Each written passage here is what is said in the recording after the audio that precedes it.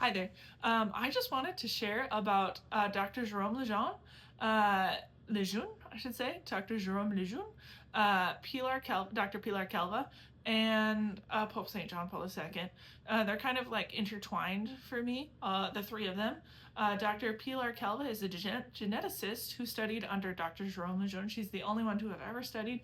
He kind of made an exception for her, and because of that, exception, like she went to study under him, and when she started studying under him she was not practicing her Catholic faith and she wasn't pro-life, right? But as she got to watch and witness him love on his patients, which I will get to what his patients were, like kind of their group of people, and just like watching him interact with the patients, she came to love the Catholic faith. Which is just a beautiful thought to think about, how you living out your vocation and loving the Lord in what you're doing, and like thriving in what you're made to do, like brings about other people's conversion. You don't necessarily have to be preaching the gospel, but these things that you do, the way that you love, can bring about conversions, and dang good ones. Dr. Pilar Calva now kind of, at least what I know of her, is that she is kind of a international speaker of sorts, and she goes around and talks about pro-life things. She talks about cervical mucus, all of the fun things, right? And she's brilliant. She's awesome. So anyway, she's awesome. And then, so anyway, that's Dr. Pilar Calva. She's really cool. She's awesome. And then there is Dr. Jerome Lejeune. Dr. Jerome Lejeune was a geneticist. At least, yes, he was a geneticist. And he worked specifically with Down syndrome children. And his goal was to eradicate Down syndrome from the world. Like, not to get rid of it, but to cure it, I should say. To cure Down syndrome children, right? And he was the one who discovered chromosome 21, which is the Down syndrome chromosome. He was very Catholic, very pro-life. Okay, two very important things to know about him. And he was good friends with Pope St. John Paul II, and he discovered chromosome 21, so he came really close to being able to cure Down syndrome by at least finding kind of the cause, or the like irregularity that is what is Down syndrome, essentially.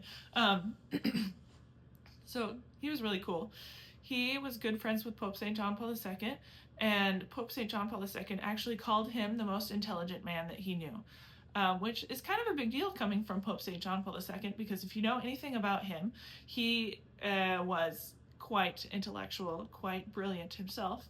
He essentially would dictate 3 books at a time, which, like, he would say one sentence in a book to somebody to write down. He would say another sentence in another book to write down, for someone else to write down, and then he would say the third sentence for this third person who is typing out his book. And then he would go back to the first person and say the next sentence. And he also was able to listen and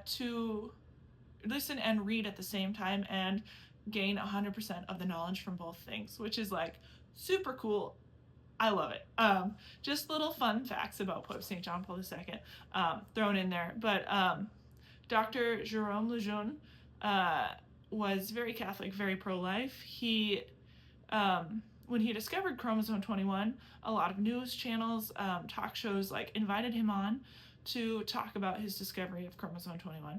And they had ill intents. Their intents was to essentially to use clippings of their interview with him, essentially to say that life does not begin at conception, right? And Dr. Jerome Lejeune was too intelligent for that. So they were not able to clip any of his wordings, or any of the things that he said, to make that statement, right? And when the channels that were inviting him realized that this was the case, they stopped inviting him to speak, right?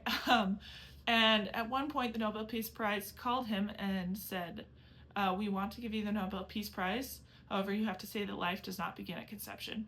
And he hung up the phone and called his wife and said, we just lost the Nobel Peace Prize, because he knew that life begins at conception, and that is a scientific fact, right? And he couldn't say it any other way, because that was like, he knew it not just spiritually or emotionally, but also intellectually. He made the case very, very clear that life begins at conception.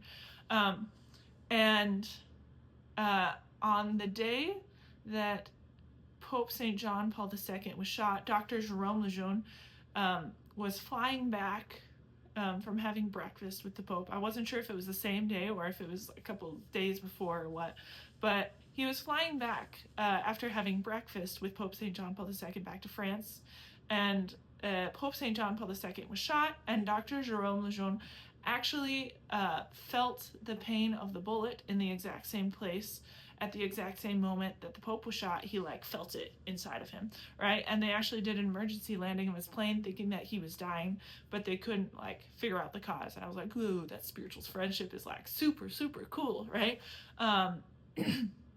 So he was really, really cool. And he's got some really, really beautiful quotes. Yeah, I really encourage you to look it up. They're just brilliant quotes about the pro-life movement, about life. Yeah, he's really, really cool. He's one of my favorite almost saints. His cause for canonization is open, and yeah, he is really, really cool. Anyway, yeah, Dr. Jerome Lejeune, love that guy. There's a movie or documentary, I should say, that's out about him. Not sure where it's out of. I've seen it before, and I'm not sure if it's in English, but check it out if you want. Anyway,